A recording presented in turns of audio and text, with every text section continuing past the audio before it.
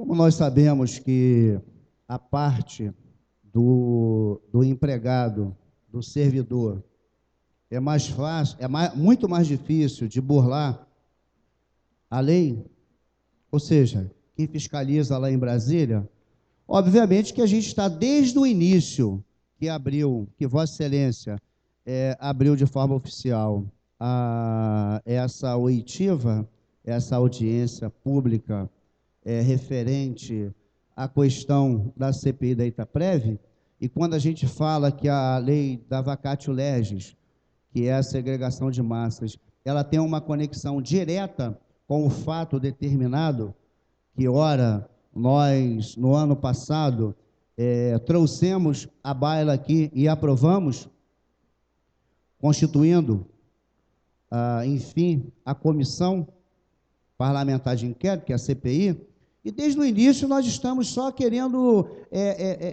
se certificar de algo que nós já tínhamos conhecimento, que o prefeito, a prefeitura, o executivo, ele está em débito com a Itaprev no quesito patronal, que obviamente que nós aprovamos aqui patronal, nós aprovamos aqui no dia 28 de maio de 2015, autorizando o executivo a parcelar em até 60 vezes, claro que ele aproveitou 60 vezes, que é o que a lei determina, a repassar para o Itaprev, de forma corrigida, tem que se ver isso também, 4.968.000, alguns reais e alguns centavos. A lei está aqui. Muito me espantou quando eu vi hoje um ofício da presidente do Itaprev, que pediu para protocolar nessa casa, até porque ela tem foro privilegiado nesta casa e simplesmente bastava para ela responder sim ou não, não vou responder, e com muita clareza e coragem, no final, Geraldo Saraiva, eu retiro tudo aquilo que eu falei, ou aquilo que eu falei, porque ela aprendeu com Vossa Excelência assim. Eu só não estava entendendo o motivo pelo qual a senhora Érica, a presidente da Itaprev, demorou tanto para responder uma pergunta simples, que o município ainda é devedor da Itaprev no quesito, vereador Roberto Costa, relator dessa CPI, do repasse patronal. E aí, senhor presidente, levanta-se algumas dúvidas na minha cabeça. Qual é a primeira e fundamental, a mais importante? Se houve, e eu lá de dentro, tomando a minha água, eu ouvi Vossa Excelência, em claro e bom som, perguntando à presidente do Itaprev se efetivamente o município estava em dia com as suas obrigações. Se a Câmara Municipal, ela só tem um provento, o 12º, até o dia 20 de cada mês, se Vossa Excelência me fizesse essa pergunta, eu avocaria a Vossa Excelência e responderia: está, senhor presidente, houve o ano passado um dia de atraso e o outro 5 dias de atraso, mas está em dia hoje, porque eu só tenho uma fonte,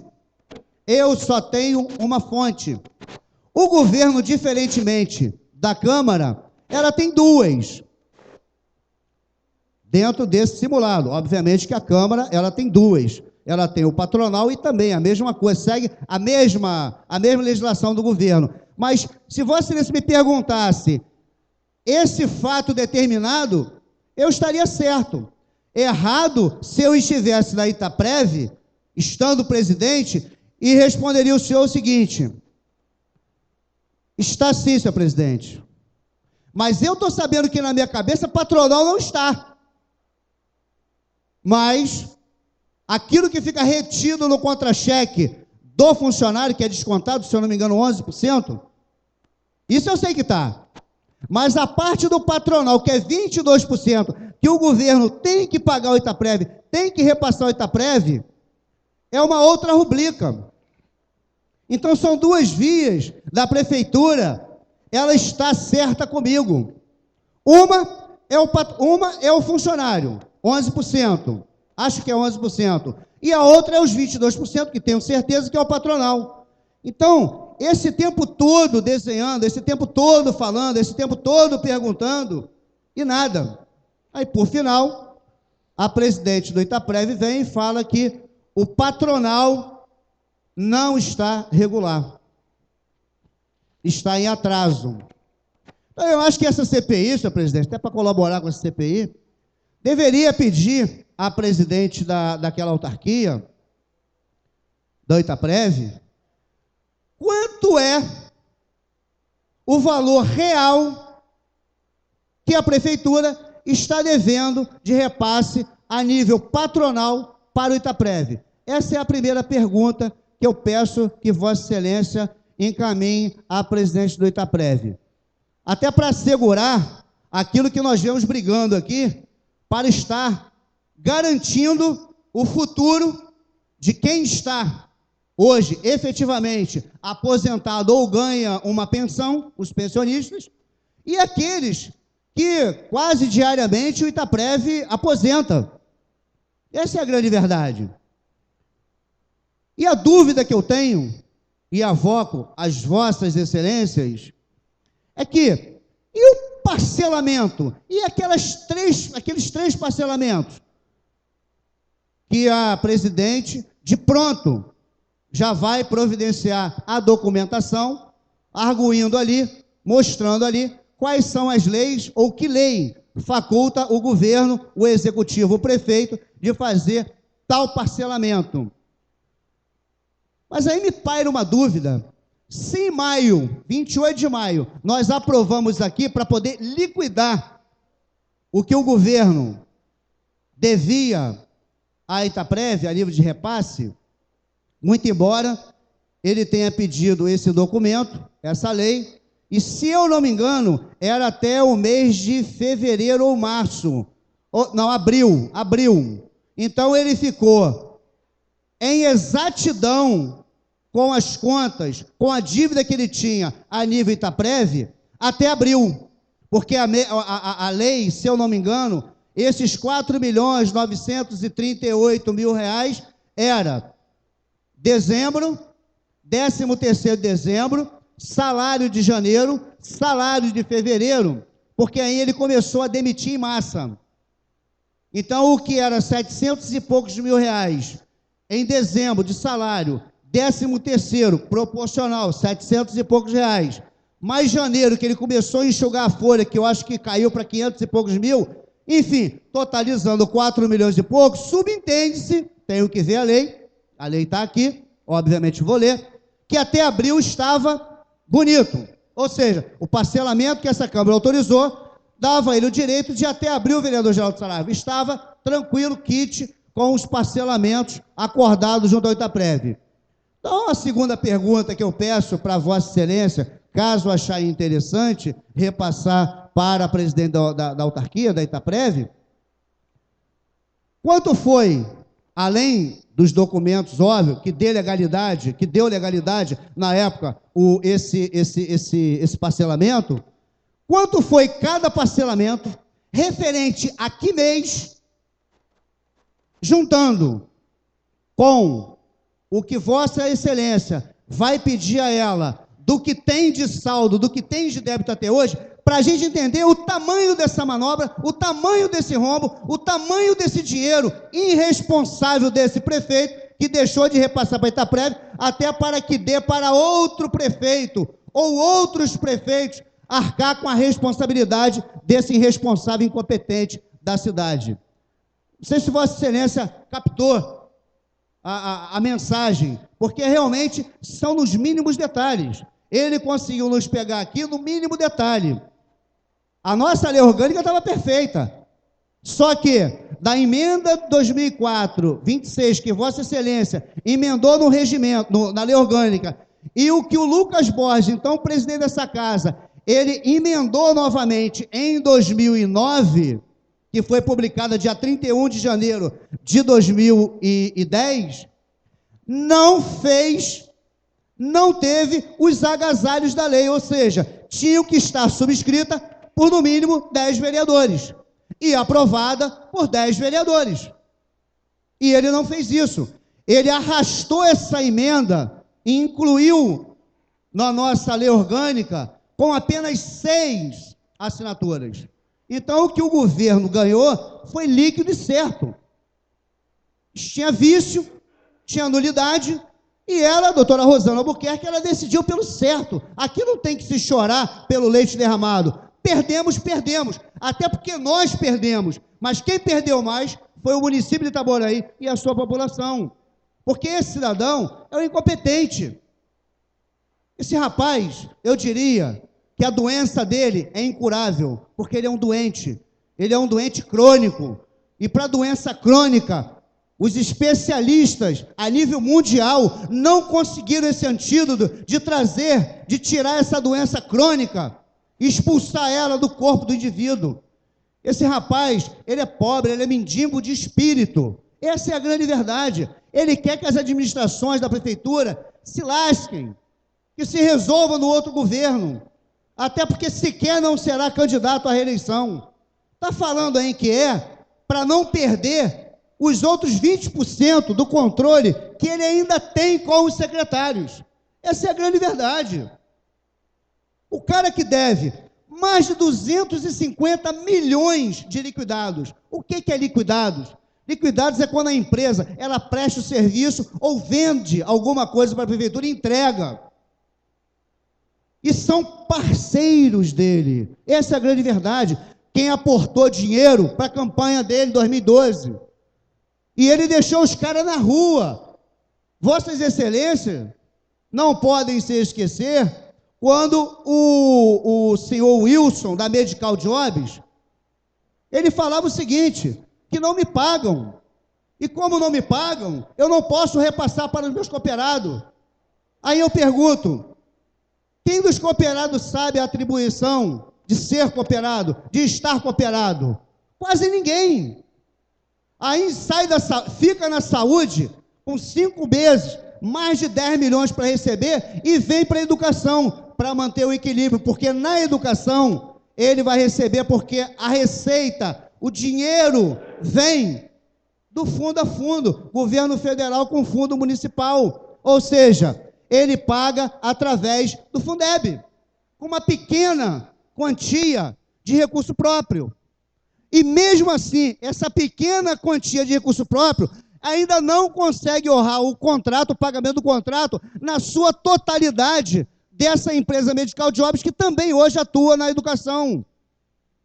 Então é um total disparato, é um total descaso, é negociatas em cima de negociatas.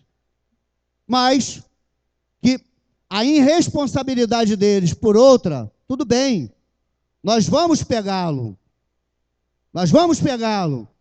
Já saiu o laudo técnico, que foi o incêndio, ele foi criminoso. E esta Câmara aqui apura o quê? Quer saber aonde foi gasto mais de 23 milhões, menos de 24, mas mais de 23 milhões, em emendas parlamentares para a compra de insumos e de remédio. E nós sabemos que foi lavado essas notas fiscais, nós sabemos disso. Só temos que comprovar. Como comprovar? Seguir quem está com dinheiro. Você só consegue pegar o criminoso quando você consegue seguir o criminoso. O criminoso nós sabemos quem é. Então nós estamos seguindo ele. E aí, ele, por desespero, tentou acerto nessa casa aqui. É bom que se fale isso, gravado, filmado, com áudio lá fora. Ele tentou nos comprar aqui. Tentou nos comprar final do ano, com orçamento, com essas emendas parlamentares de mais de 23 milhões. Nenhum vereador teve preço, porque isso é questão de consciência. Nenhum dinheiro do mundo dele vai fazer com que a gente desista dessa causa, que também é nossa, pelos votos diretos que nós tivemos da população de Itaboraí para estarmos aqui representando. Então ele sabe que negociata nessa casa, presidente, ele não terá absolutamente nada. Tanto é assim que Vossa Excelência brilhantemente se lembrou de mais 5 vereadores que deixaram o nosso amigo, nosso querido vereador Geraldo Saraiva sozinho. Olha o tamanho da covardia. Agora, os outros 9 vereadores estão todos aqui. E todos nós temos compromissos. Todos nós temos compromissos. Mas entendemos que o nosso compromisso hoje é de tamanha importância, é fundamental, porque aqui, na verdade, estamos discutindo não o nosso dinheiro, de nenhum que estão aqui, com exceção da vereadora Rosana, que também é funcionária do município de Itaboraí, mas é daqueles que passaram nos seus concursos públicos, que fizeram a cidade de Itaboraí como está hoje, dos que vão se aposentar, dos que terão pensão lá na frente. Porque quando se fala de município, eu entendo que o município só anda para frente quando essa engrenagem, quando essa bola percussora, que são os funcionários, que está dia a dia com o contribuinte, vá para as ruas ou os acolha nas suas respectivas repartições para atender, para orientar e para receber. Então, senhor presidente, eu não tenho dúvida nenhuma, essa CPI, ela já é um sucesso, independente da aprovação do seu relatório ou não, porque nós precisamos de 10 votos para aprovar essa CPI. Hoje nós temos 9, e os 9 vereadores, Geraldo Saraiva, estão aqui, coeso, unido, no mesmo sentido que Vossa Excelência também está, para garantir que, primeiro, esse louco, esse doente, ele não faça retaliação, ele não venha jogar dívidas para o futuro prefeito que aqui vai chegar, que vai passar por aqui dia 1º de janeiro de 2017, para tomar posse pelo presidente da época, que com certeza não serei eu, mas alguém vai ganhar para vereador, e esse alguém que ganhar para vereador vai estar dia 1º, tomando sua posse, sendo eleito pela mesa diretora para estar presidindo a mesa diretora e os trabalhos dessa casa. E, consequentemente, aqui, nesse púlpito, na tribuna desta casa, estará dando posse ao próximo prefeito da cidade, que não será esse doente. Esse doente bandido, ele vai apanhar nas ruas de Itaboraí. Ele não tem mais moral para continuar no mandato.